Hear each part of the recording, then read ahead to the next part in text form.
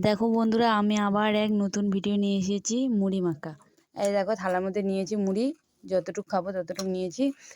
এটা কাঠের পাত্রে কাঠের একটা কাঠের এইটুক মানে কি বলে জানি না এটা।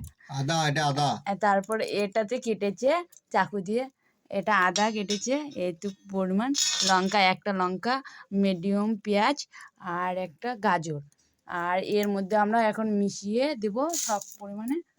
আর আমরা চানাচুর দিব, চানাচুর দিয়ে ভালো করে মিক্স করে মুড়ি মাখা খাবো। তারপর একটা সন্দেশ দেবো, সন্দেশ, প্যারা সন্দেশ। আর এই দেখো এত পরিমাণ দিলাম। প্যারা সন্দেশটা লাস্টে নেব। আর গাজর আমাদের একটা পুরোটা অনেকটা বড় ছিল বলে প্যারা সন্দেশ, আর একটা নারকেলের গুড়ের সন্দেশ। আর গাজর পুরোটা ছিল বলে আমরা এমনি খাবো। আর